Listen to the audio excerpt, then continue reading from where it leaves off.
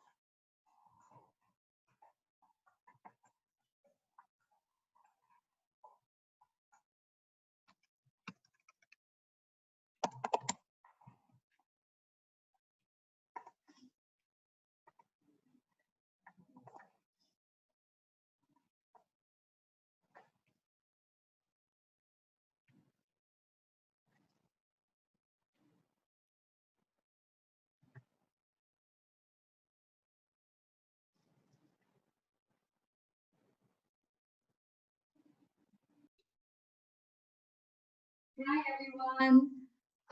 Welcome to our webinar. So we signed in a bit early today, and thank you so much for joining in. What we're going to do is wait just another minute or so before we begin. And a very warm welcome. Thanks for taking time out on a Friday afternoon to listen to our webinar. Just to give you a quick background, this webinar is going to be about this webinar is going to be about the digital marketing trends for 2020. That's going to help you with your marketing strategy to make sure that it is meaty and you're doing, including all the right elements in your strategy. And we have with us today Prasad Shejare, founder and CEO of Logic Serve Digital. So be rest assured that you're in good hands. You're in the hands of an expert. And so yeah, he's going to share his tricks and what the trends that he thinks are going to be the highlights of 2020. So that's the aim of the webinar. We also would like for you and for everyone who joins in to have any personal takeaways from it and something that you can use in your daily life after.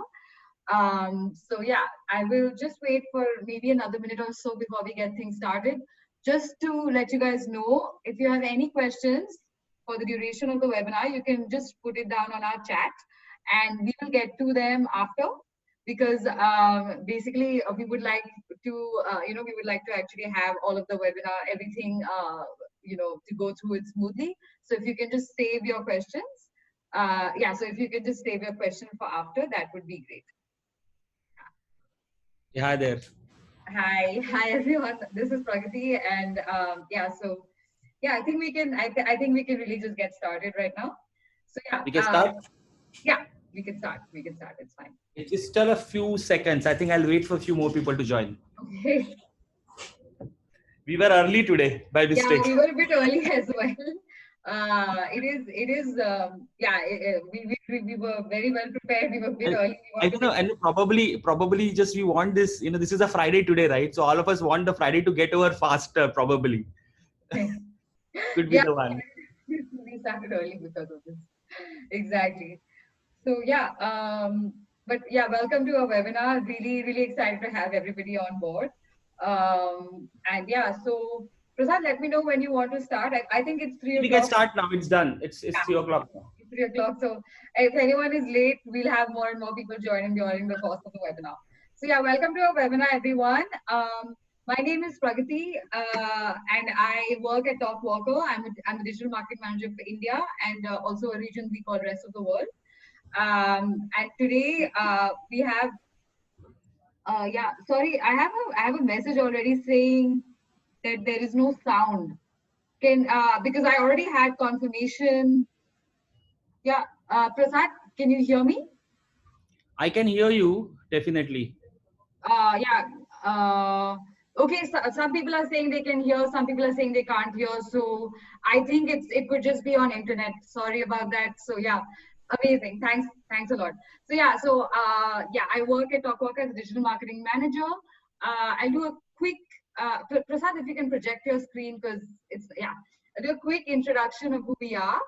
TalkWalker is basically a social listening and analytics company.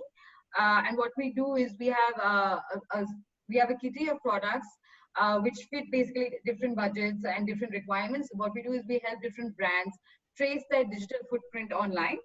And as you can see, we work with some of the biggest brands in the world right now. We have 6 offices all over the world. I am here in HQ in Luxembourg, and the closest office we have to India is in Singapore. We've been recognized by a few different platforms as experts in the field.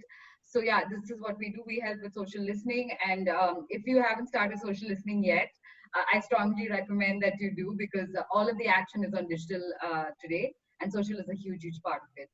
And today we have with us Prasad. He is the co-founder of LogicServe Digital, and he has many years of experience with him.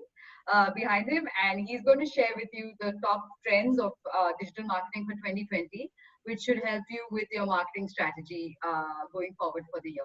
So I'll hand it over to you, Prasad. Take it away. Thank you very much, Pragati, and thank you very much for arranging this one. And for all of you, welcome to the webinar. It's really a pleasure talking to all of you. From good weather from Mumbai. It's around 25, 26 outside. A good afternoon there to all of you. So before I actually get into the trends, the details of the trends, let me take you back through the memory lane, because if you really want to understand what's going to happen in next few 11 months, one really has to understand what happened many years back, because that becomes probably the base to understand and probably evaluate what sort of trends can happen. So let me take you back around 1990. Some of you may not have been born. Okay, that is the year probably I was in my second year at IIT Madras, and digital probably was all those digital electrodes and electrons that we could be talking about. But yes, at that point of time, the first search engine which came by the name Archie, it was not Google, it was Archie.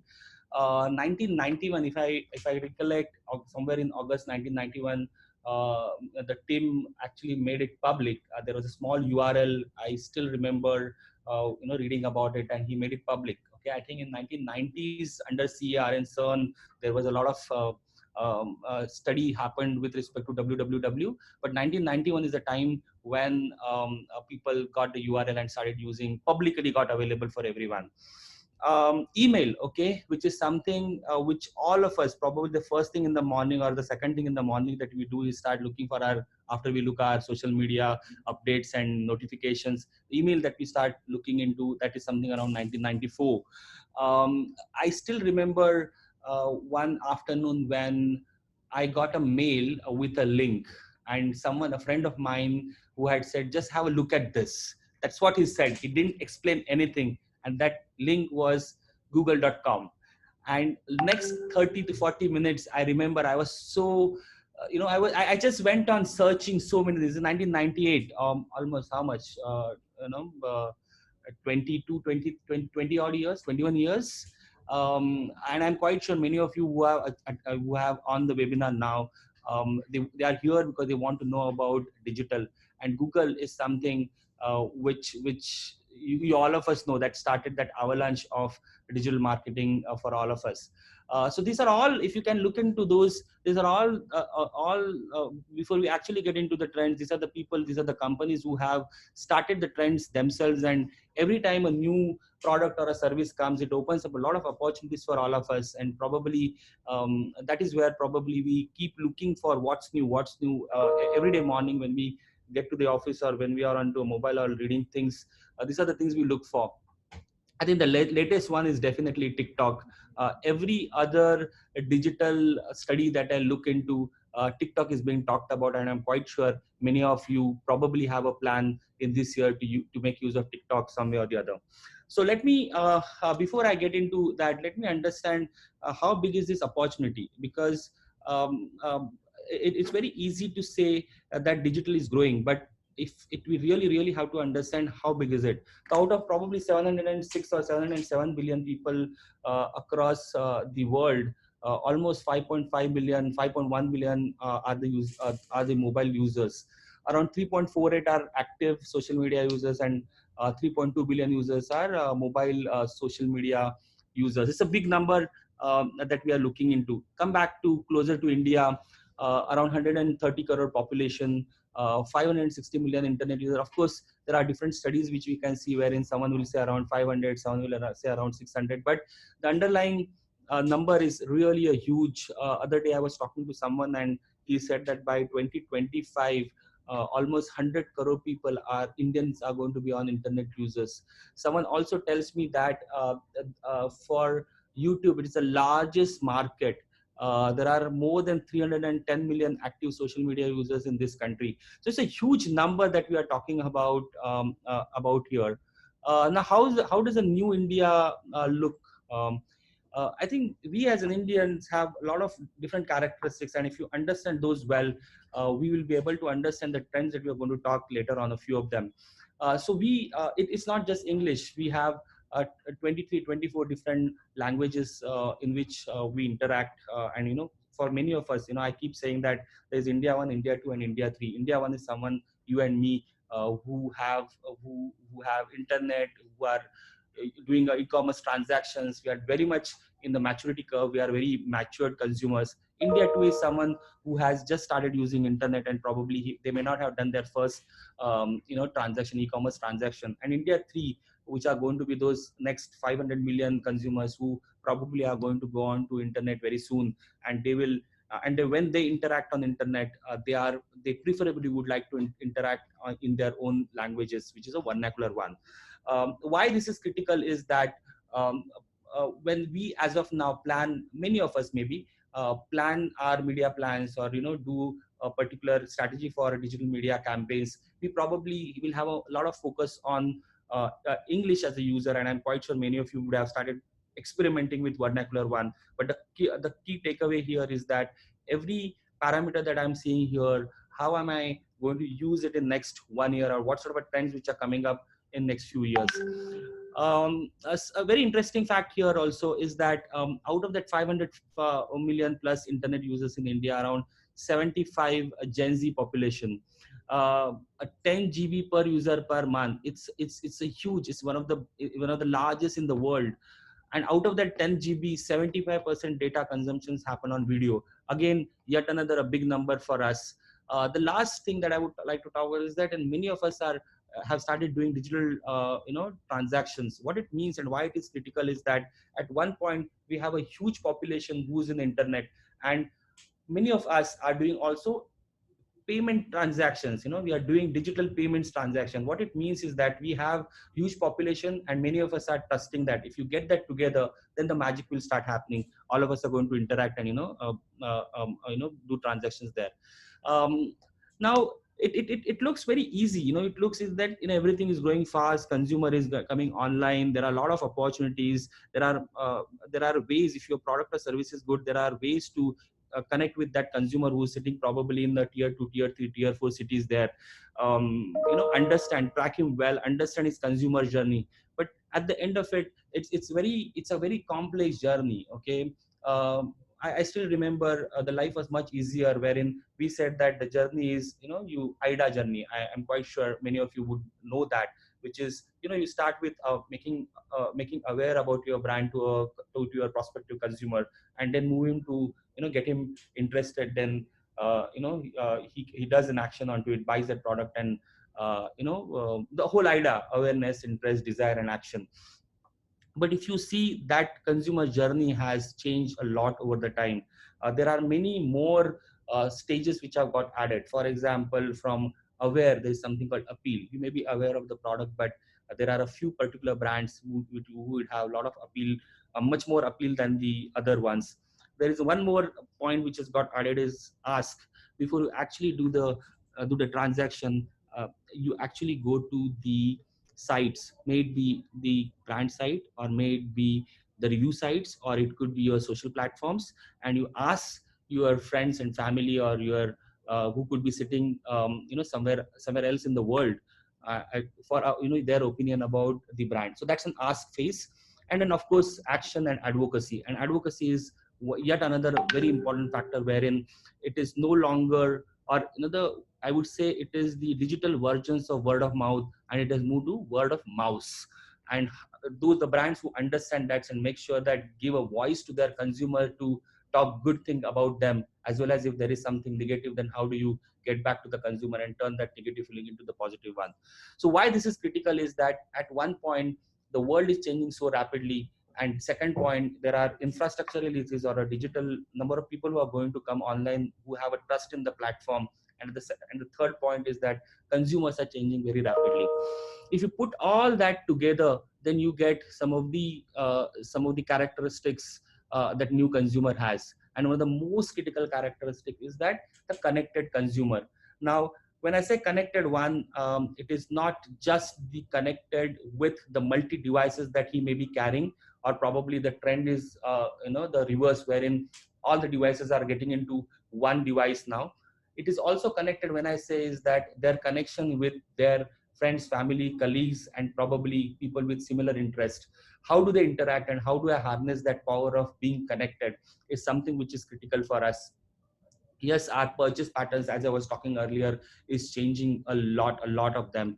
Our convenience, yet another very important one, is that the convenience with our trust on digital platforms, or what I can say that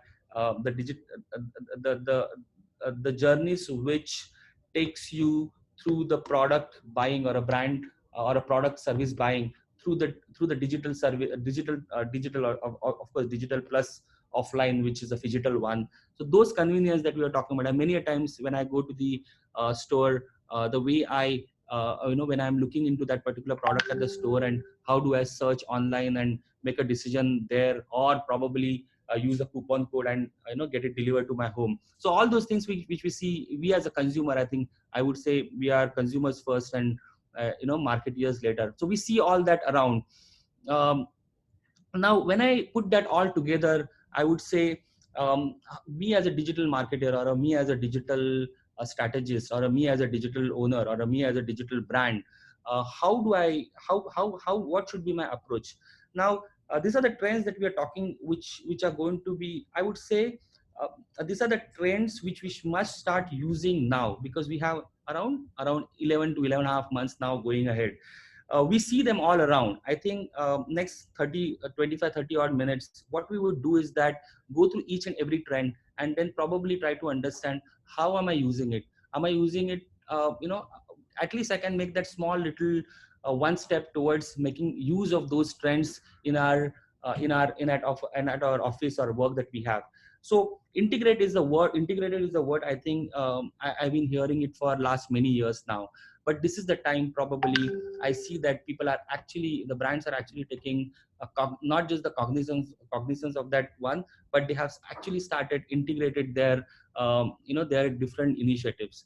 um, um, just to make you aware, if I a simple campaign to go live, I keep saying it needs more than 32 different skill sets to come together to make it happen. And if they don't interact with each other, then it won't work properly. And anything that we do siloed in digital wouldn't work. So what it means is that, is my media, and what are those different factors? So we keep saying is that media, creative, the consumer experience, put it into digital assets that you have, data and insights, and definitely the technologies and innovations that we are working on. How do I get those together? The next campaign probably, and what is the takeaway here is that the next campaign that probably you are going to work on, just sit together and say that, am I integrated in that? Am I understanding all those aspects and communicating those those dependencies to each other? Can I putting that as an organization, I'm putting that whole team together and make it a more of agile teaming concept and make it happen. It's something that I definitely see. There are a few organizations probably would learn this much faster, and they move from probably nascent to what we call a connected or multi-moment maturity level much faster than others. But a definitive takeaway here is that, am I going to have a integrated approach for digital media campaigns in next 11 months? If not fully, at least take those few little steps now itself. Personalization again, it's been talked so much about personalization, but what does actually it mean? When I say personalization, it is just not a message. But if you remember a few minutes back, I talked about the new consumer journey model, wherein a consumer starts from aware to aware, to appeal, to ask, to action, to advocacy. At every stage of his consumer journey, he wants to have different messaging.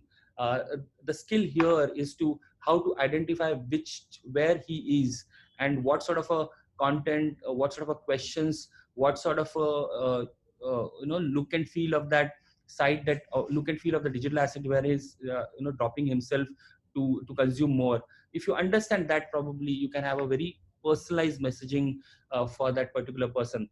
Now, once you do a personalization and that's it and that's all, it's not going to be like that, because consumer is changing very rapidly. At the same time, the technologies are changing very much.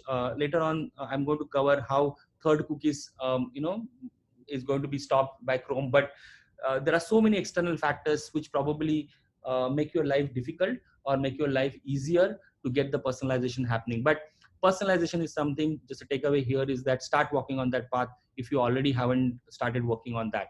The second one is the glanceable content, very interesting one, or snackable content, whatever you call.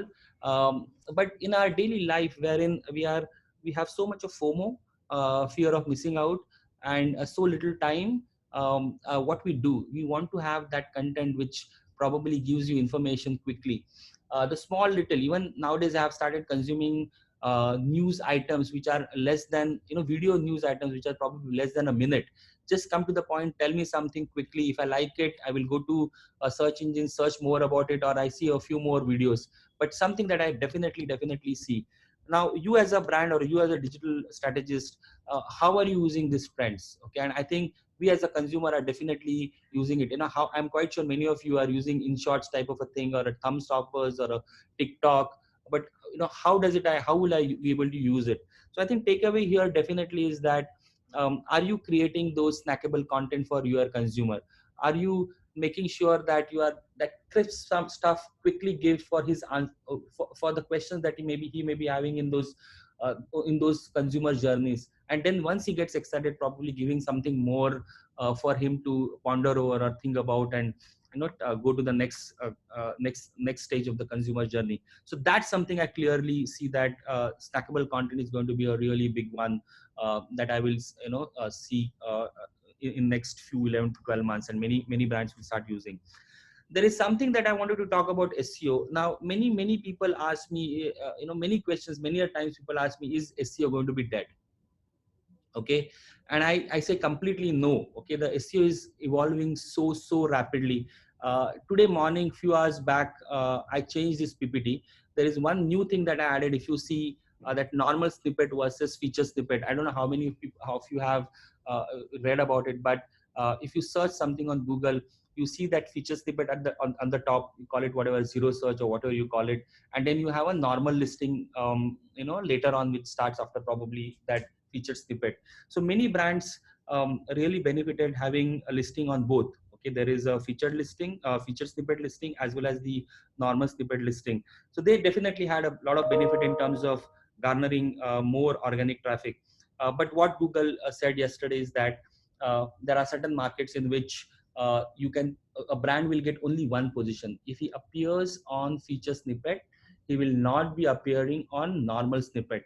It's a big change. Now, many of the SEO experts would have done so much of work to make sure that their keywords come on those feature snippet. Now, there are algorithms. Probably one has to take, get a lot of information back, look into their data and find out what is better. Is it going to be better on being feature snippets, or is going to be better on the normal snippet? So that's something happened last, I think, last around 13, 14, 15 hours back. That's what I read then.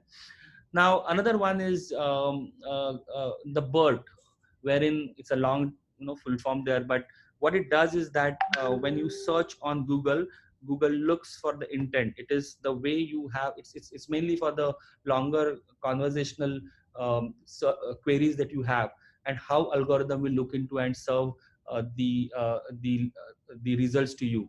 This is again an opportunity for us. We as a consumer, when we look into it and see what sort of questions that he has in his consumer journey, and start building content, longer content for those particular search queries, then it will be very helpful. I think vernacular, everyone talks about it, but I think just go back to your when you go back to your your work back, make sure that you start building those vernacular content on your site, big juicy ones with lots of information for those people who are going to consume the content in their local languages. So that's the next one. This is our evolving SEO. The fifth one is AR VR. Again, this technology is there for a long time now. People have been experimenting with it, but I personally feel that avalanche will start very soon. Um, it's all about, I would say, not about share of voice, but share of experiences. We just have those 24 hours and huge amount of information to read, or content to consume. What we remember is many a times the experiences which the brand create. So it's for the brands now to you take those specific use cases, make those small AR VR projects, and make sure that they start experimenting with it, because AR and VR I probably will see that, and definitely there's a mixed reality types of projects which are going to come up. So start walking on that path, create at least a few experiences for consumer, get a lot of input from them, get that feedback loop happening, find out what works for you, find out what's not work for you, and have that strong strategy for you for probably for years to come. Automation and AI. I think this is a very interesting one. I'm quite sure many people are talking about it, but our love for machine doing work for us, goes back to centuries. I think in 1770 somewhere there was a mechanical Turk machine which got created, which used to play chess with actual people, and that machine used to win. Later on, they of course found out someone was sitting, it was a hoax, and someone was sitting there and operating it. But yes, our love for machines working, making things for us goes back to centuries. Around 1950s, Turing test came up. Around Asimov talked about three laws of robotics in around 1940s odd, not 1940s odd. So if you see Babel fish again in around 1980s that we talked about. So I think our love for machines doing work for us goes back to definitely decades for sure, if not centuries. So how it is helping now? If you see, when I was in my second year in somewhere in 1990s, 92, 93, at that point of time itself, we started working on some of the early artificial intelligence related algorithms. But there was definitely the approach was very much different. It was more of I code for different possible scenarios, and then system will look into that and throw whether this will happen or that will not happen. But somewhere in later on in early 2000, the whole neural network algorithm started being talked about and started getting building, wherein the machine starts learning based on amount of information or a data that you give it to him. Now, where I come from is that I think many of us are sitting on a huge amount of data. How do I actually get that data sorted in place? Get someone who understands machine learning and artificial intelligence, make one or two very simple use cases, start putting that together and find out how it is helping you. In that, it is absolutely not difficult one. It is just the initiative that probably you will have to take to start walking on that path. So automation and AI is something definitely coming. The question is that, am I ready for it? Though it may look a lot of complex, but I strongly recommend it that start walking on that path. Data privacy. I think all along I talked about data, how data can be used, how consumer journeys can be mapped, how I can provide personalized communication to my consumer, how artificial intelligence can be helpful. But at the end of it, me as a consumer, okay, I want my data privacy there. And for that, I'm quite sure you must be aware of it, the governments are making regulations. Okay, GDPR, all of us are know about it. Indian Personal Data Protection Bill is already being discussed now. So you like it or you don't like it, from the consumer perspective, data privacy is important, and we as a responsible advertisers have to start being cognizant of the fact that this is critical, this is important, and this is something fair. And am I ready for it? Okay, how am I going to implement those data privacy must haves? How does it affect my current digital marketing plans? Okay, am I ready for it? What happens when I start implementing those stringent regulations? Then how will it affect me?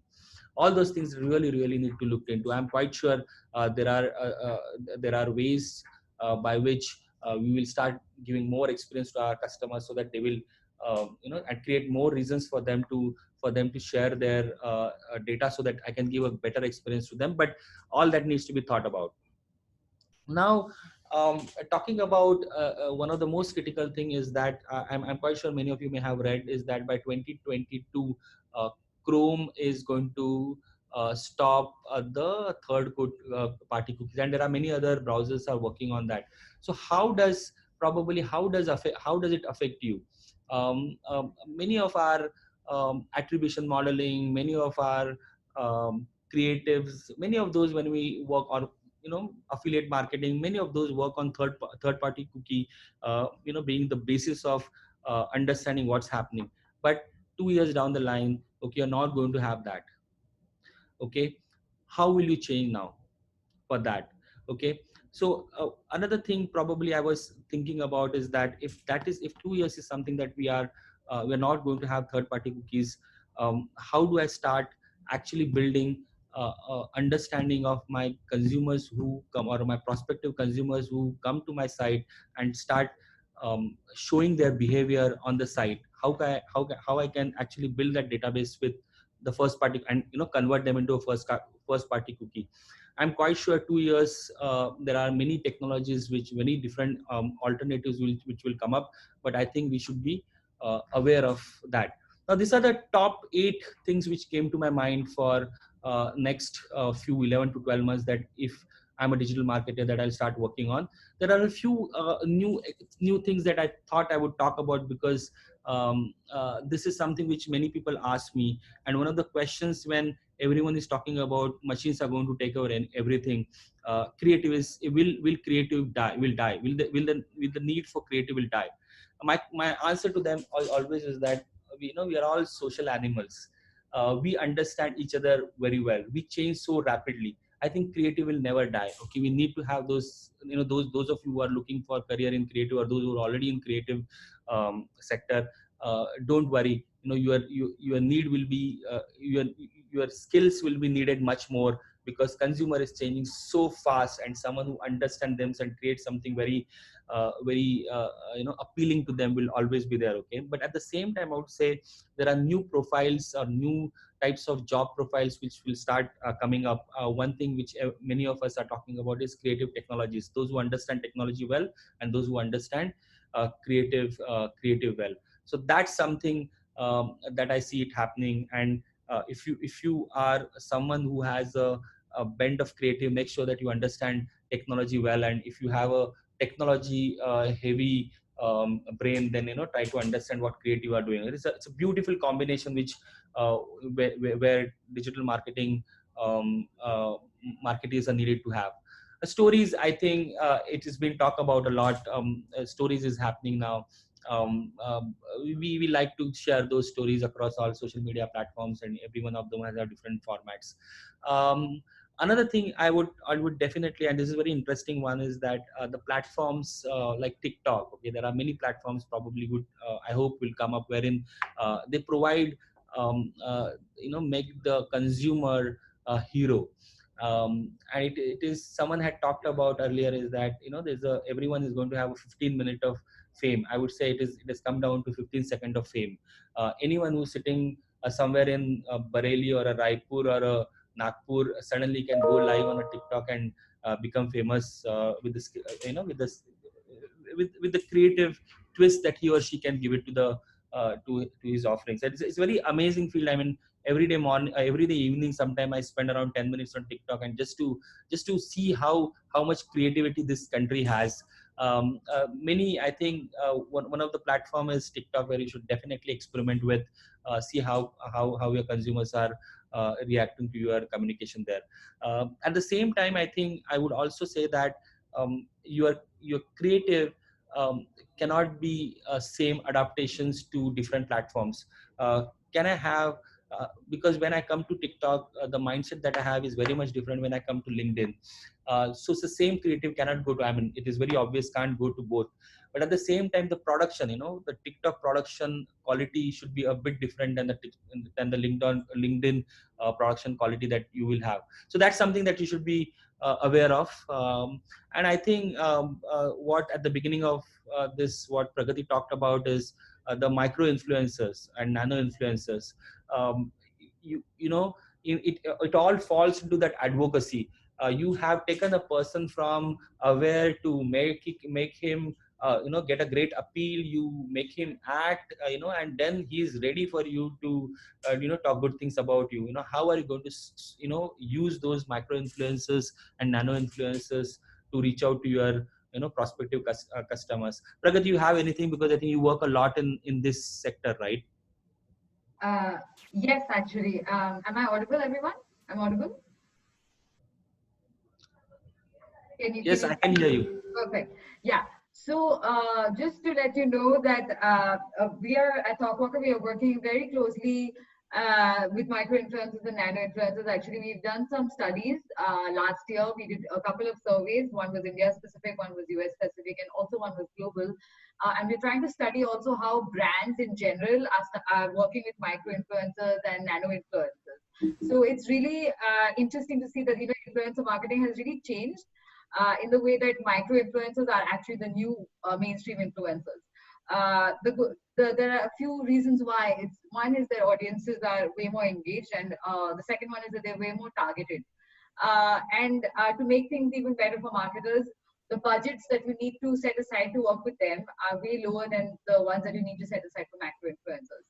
So it's very interesting to work with micro influencers and nano influencers.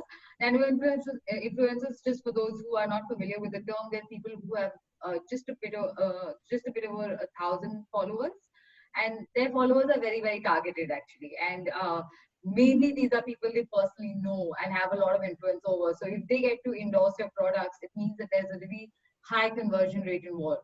So they are not going to go away in 2020. I think influencer marketing is really, it's yet to reach its peak. There's a lot of discussion happening on that quality of the influencers, etc. But I suppose, as I always say, some of these trends, okay, they get sort of people have lots of expectations at the beginning, and then in the longer run they don't have expectations of that. But I think influencers is something huge expectation. Of course, there could be some few fake influencers, and there are certain bad stories. But in the longer run, I suppose influencers they represents your the consumers or the people who love your brand, and they are going to spread that good word to you.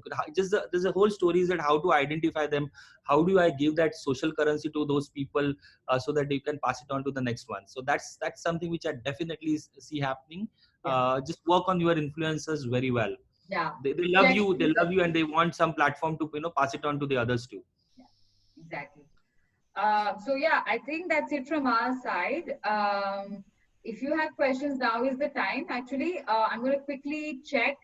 I'm going to quickly check on the questions so that we can start taking them. So yeah, the first one is from Shivam. It's actually like you need a long time to answer this one, but we try to keep it very short.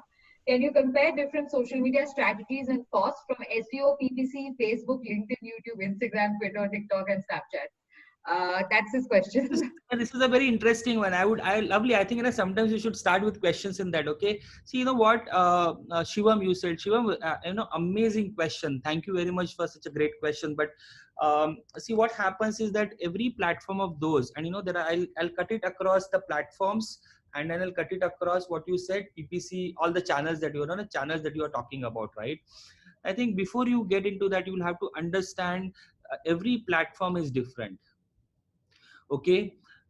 In terms of how consumer is consuming the content on that platform. Okay, for example, when I probably go to TikTok in the evening, okay, my intention to go to the the TikTok is very different. Okay, I'm not a creator, I'm a consumer on TikTok platform, wherein those 15 minutes I just don't want to think, let the algorithm throw good content to me. So the state of mind that I am, okay, the way, the type of creatives which will get served to me would be very different in LinkedIn, which I already talked about. So what I can do is that I would say in the whole consumer journey from upper funnel to mid funnel to lower funnel, make sure that your consumer, where is he in that consumer journey on that platform. Okay, so for example, okay, let's say uh, Facebook is the channel that I'm talking about. Now Facebook has got a great understanding of who I am, what do I do, okay, what are the things that I have liked, not liked. Okay, so audiences are amazingly well segregated there. So you have a strategy of media planning there, when so that if I want to reach out to a person who stays here, does that, does this, does that, then I can show this particular ad. So I would say just draw one matrix where is that all channels, where does my consumer present in those channels during that particular consumer journey, what sort of levers which that particular channel give it to me to optimize, and then build based on that, probably put the whole put your money across that.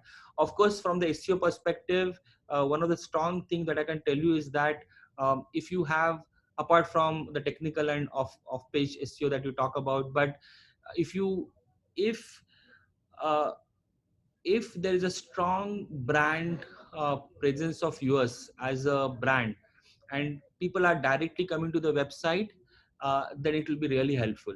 I don't know whether I have, because a longer question, a longer answer question, Pragati, I don't know whether I have done justice to it. But one thing that you definitely want to do is draw that metrics properly well, and make sure that you pick up the data and start giving that feedback loop into that. No, it sounds good. Like it's really detailed, and I think it makes sense. It applies for different platforms. So I definitely am on the same page with you, Prasad. We have another one from Tapas Chawla. Yeah. So this is about influencer marketing. So maybe we can both add to it. So it says, does influencer marketing work? I haven't seen it working with my brands in FMCG. What would be the right strategy or structure to go about influencer marketing? And also, with the updates that Instagram has come up with, it seems that it is on a downfall. So yeah, I can start. I'll quickly cover why we believe in influencer marketing in TalkWalker. But the only thing is, I'm not in the FMCG sector. I'm in the B2B sector. But I'll tell you what we do. So the thing is, our goal with influencer marketing is probably going to be slightly different from FMCG. Our goal is awareness, and that is something that we really believe in with influencers. So we use, because we are B2B platform, we use LinkedIn a lot. We use also Twitter and personal websites across all markets, not just for my market, which is in India. And we've seen that it's really, really interesting to do influencer marketing to drive traffic. And traffic is actually like our currency, because the more traffic we get, the higher our conversion rates in B2B. And actually, more often than not, our products are actually free, right? We are looking at download documents. So it's like a white paper that we've done, and it's basically they have to just download it, and that's why it's really, really useful for us. Also, it's very, very useful for us to do this because we develop relationships with influencers, and when we are going to different events in different countries, we meet them at different events. We have them speak for us. We have them advocate us, which is again really, really useful for us. The only thing I would say that is different between this and FMCG is our sales cycle is much longer. And influencers are really just one of the touch points that we have in our sales cycle towards the beginning, and it's really, really useful for us. I suppose for FMCG it's going to be slightly different, so I'll let Prasad take over on that. But yeah, for B2B, at least in my opinion, it works well. Instagram too, actually, sorry Prasad, just 1 second. Instagram too is working for us in terms of driving signups. Let's say for webinars, let's say for download documents as well. So it's something that we really like to do, and we believe in very strongly here in TalkWalker. I think if you have genuine influencers who match with the consumer profile that you are going after, okay, it works. And that's the beauty of it, okay, because all said and done, we as human beings can make out what is true and what is false, okay.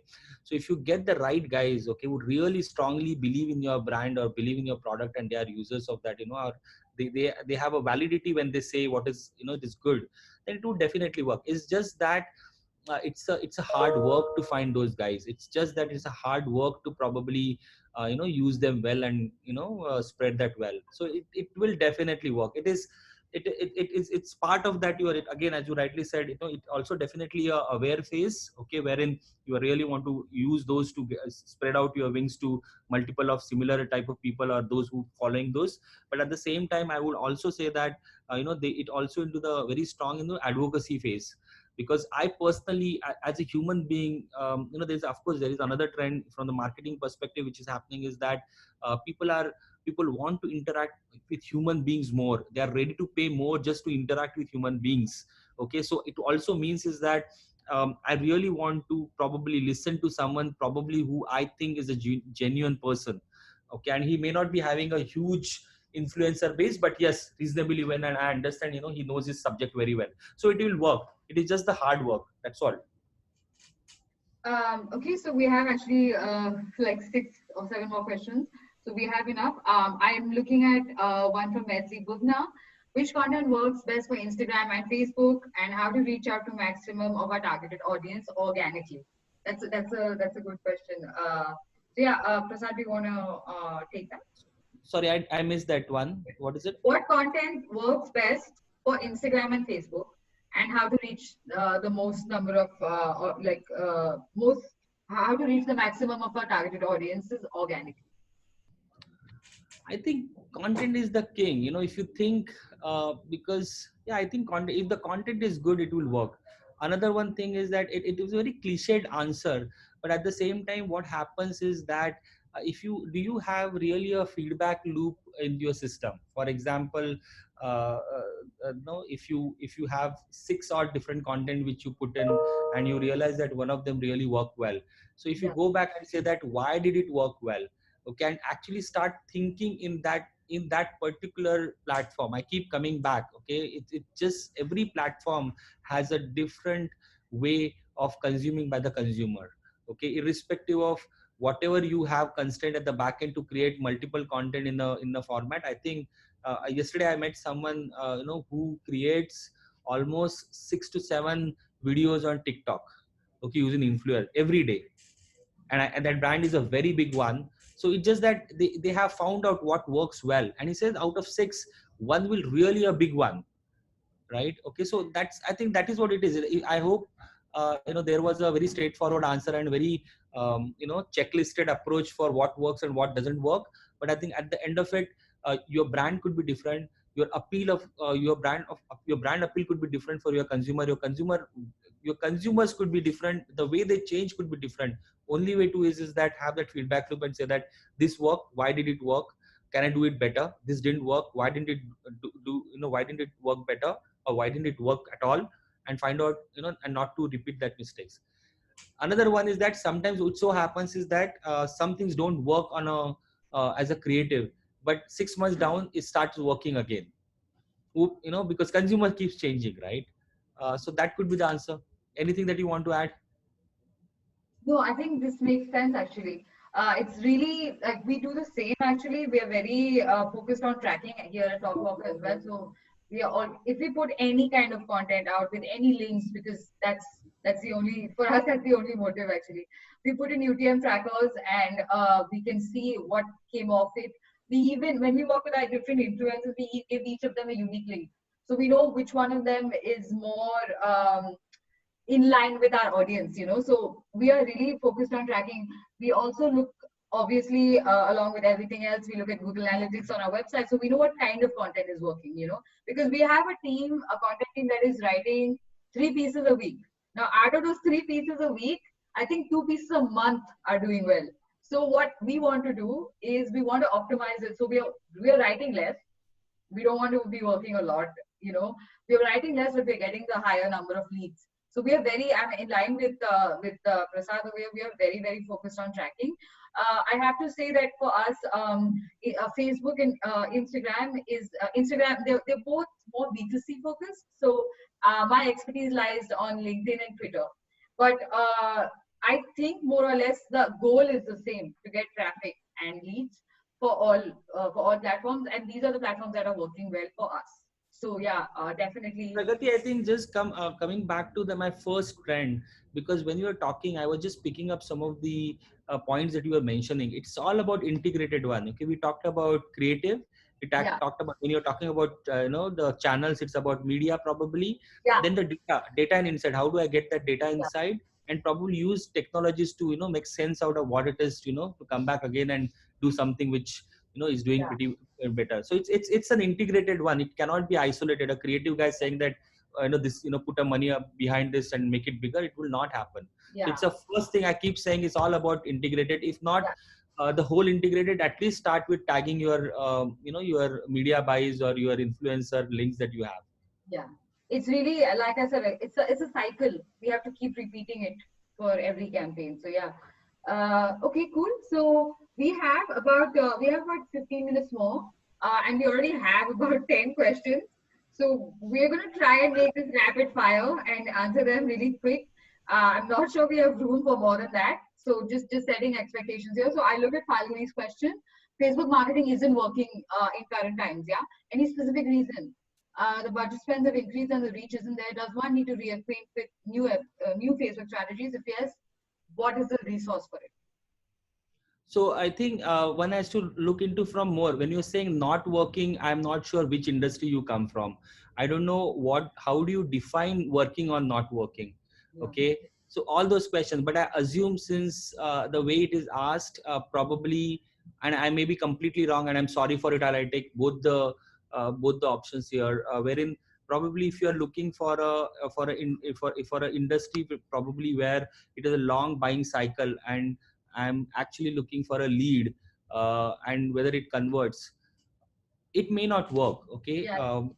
It may I'm not work. from this industry. It doesn't work for me with Facebook. Yeah. But at the same time, if you give a twist to it and sort of come back to the way I was saying, for your industry and for your consumer, um, if Facebook, when he consumes Facebook, what state of mind that he is, okay, and what sort of a message that you want to give, okay, is it something like this, uh, you know in a lot, the first thing that I say, will you buy this from me? Okay, and he said, no, I'm not. Okay, you have to build that confidence with that person and tag it. So I don't know. So it all depends. You really have to get into it properly and say that which is that industry, why is it working, what does it mean by working, is it the organic thing that you're talking about, or are you talking about the paid campaigns on Facebook? I'm not sure about it. But one really, and even if that is what it is, then if you really want to get into optimization, then you really want to see how you have set up the campaign. Have you changed something? Are you using those audiences well? So it's a very open question, but then you split it against 3 or 4 things. First, find out where optimization is well, setups are well, right audiences are used or not. uh, you will have lots of answers to that. Second one, probably, are your expectations from that particular platform is right? What does it mean by working? What does it mean by not working? Are your KPIs are right? Have you tagged them well? Is there an interdependency with something else? For example, probably your TV campaign may have gone up, okay, and it is helping that brand awareness on your Facebook campaigns. Your creatives may be better, so it's as I say, every campaign is more than 50 different parameters starts playing in that. Okay, but uh, be aware of that, maybe, and it will help. I didn't answer it well because I didn't have the whole understanding of which is industry and what does it mean by converting. So I'm going to look at the next question from Tapas Chawla. How do you choose the right influencers? Do you have tools or is there a process? Maybe I can take that and maybe you can add to it. Yeah. So influencer marketing is something that we've been studying, like I said. So the right influencers depend really on what you're looking at. A couple of parameters which we swear by is, one, you have to see how the audience of the influencer resonates with your audience, your target audience. That's the biggest thing you have to check.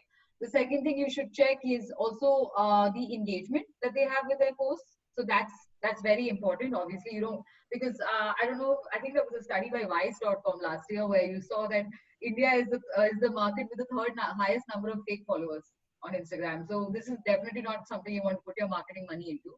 So that's important. The other thing is creativity, right? At the end of the day, you're recruiting an influencer. Why? Because they are making creative content and they have the resources and the time that you don't have internally to do this.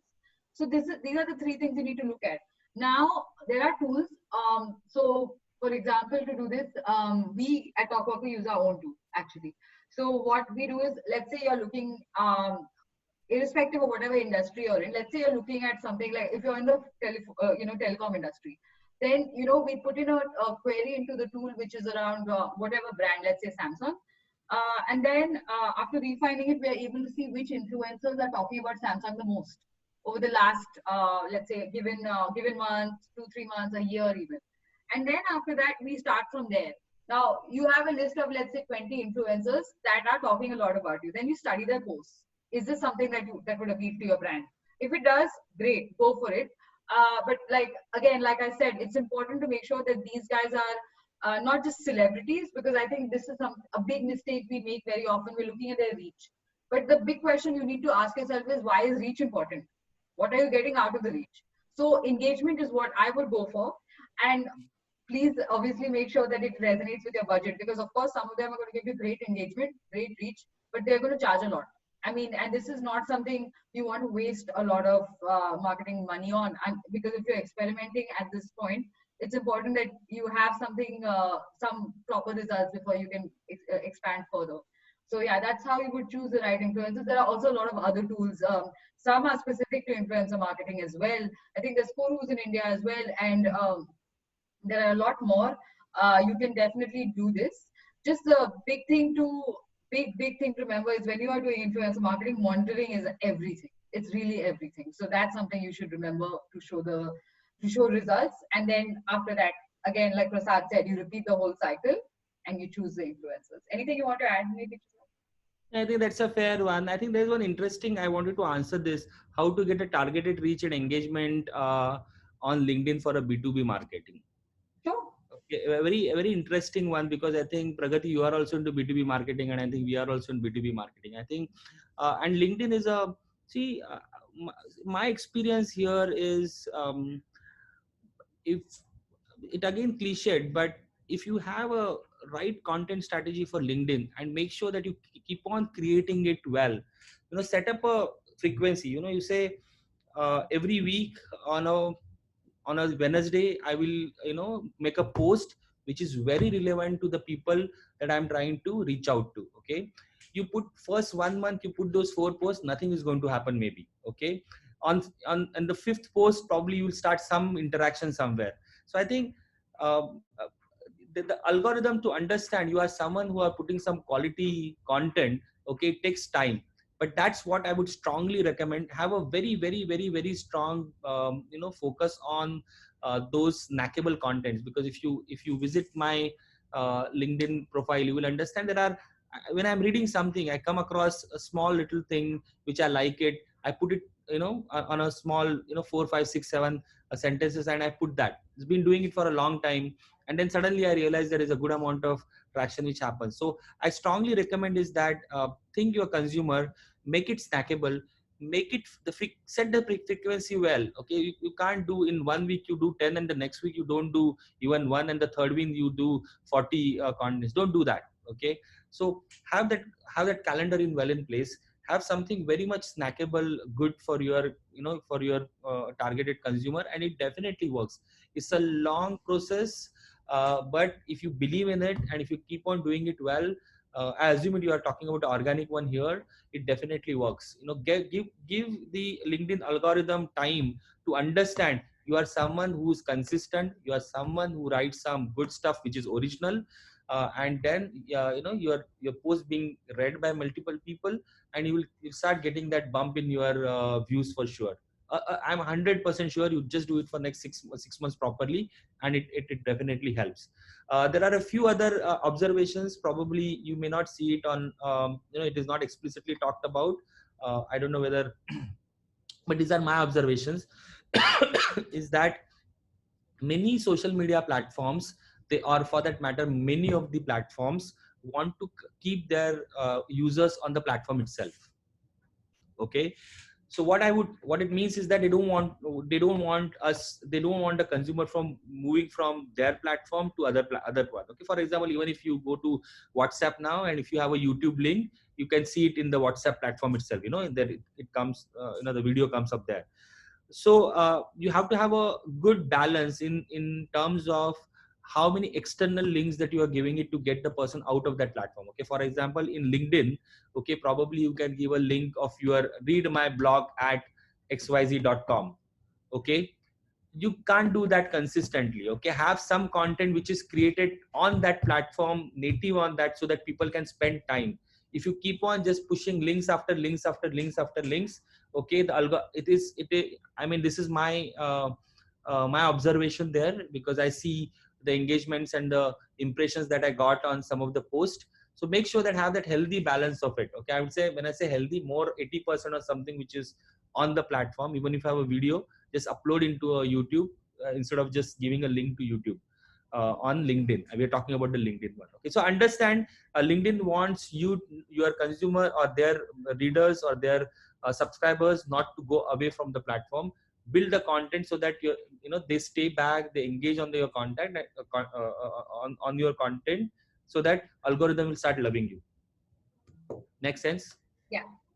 Definitely. We only have time for one more question, so I will take this one. This says, do you think organic reach is dead? So this is very interesting. I can probably set the context, and then maybe Prasad, you can take over. So for us at Top Worker, we definitely don't think organic reach is dead. We think it's really working well. Like, I'm not talking only in terms of social platforms, Of course, with social, I think it's going down. It's true. Like maybe in a platform like Facebook, if you're doing ads, yes, we're seeing changes. But organically, like I think LinkedIn, what Prasad said, I really agree. LinkedIn, it's really the platform that's working well for us. Also, organically, SEO is our, like it's our Bible. It's working super well for us, SEO. You just need to know, you need to really do your research behind SEO. Find the right keyword, find long tail keywords. It's not just about getting volume. But of course, if it's a reach gain, probably that's what you're looking for. So find something where you are able to really, it's something which is a high volume keyword. It's searched all the time, and you can find the right people to backlink with. You can find the right most relevant content. That's something that is working a lot. Like most of our, I think about 70 to 75% of our traffic, not leads, but traffic is coming from SEO, and about I think I can't share the percentage for leads, but we have a lot. We have definitely around a bit more than half, or around half of leads are coming from SEO for us. So it's a really, really good platform for us. Yeah. See, I think from the B2C perspective, I think I will a bit of concur with what was said. Multiple reasons, okay? Because even on the Google, if you see the CTRs are coming down, okay? Because people get to understand things there and there itself, right? Okay, so but at the same time, I would not be that. It depends again on, you have to think platform by platform. So yes, the number of people who are clicking on organic links, okay, are coming down. The ratio of CTR, if you say, it's coming down for sure. Multiple studies, I'm not saying it, those are the studies which are being circulated there. But at the same time, um, coming back to the basics, wherein we really have to see is that which are those platforms can help for me to organically reach to my consumers. Yeah. Right? For example, again, yesterday I met someone who really discussed a lot of things with me on TikTok. So just imagine the organic reach that probably one of the large brand could reach out to 4 billion, which probably is not possible on any other social platforms. Okay, these are organic reach that we're talking about. New platform, right content, and the reach can be there. We just have to think platforms, and probably some of the platforms may have not been giving those reach parameters to you, but think which are those platforms which could give, and it will help. Yeah. Sure, I definitely agree. Unfortunately, we need to go because it's 4 p.m. And our meeting time is basically going to expire like any minute now. But thanks so much. I really enjoyed having you guys join our webinar. Thanks so much for all your questions. Unfortunately, we couldn't take them all. But we will be sending you an email so you can reply and you can ask more questions, and we would be happy to follow up with you on that. But again, thanks so much for taking time out on a Friday. And thank you so much, Prasad, for gracing us with your presence today and helping us understand 2020 better with your digital marketing trends. Thank you very much for everyone. I hope it was helpful. My only suggestion would be is that start using some of these ones. One is discussing about trends, and when you study the trends and start using those are the people who will get benefit out of it. So wish you all the best for your 2020. Really nice talking to you all, you guys. Thank you very much. Thank you so much. Bye, everyone. Have a good weekend. Bye.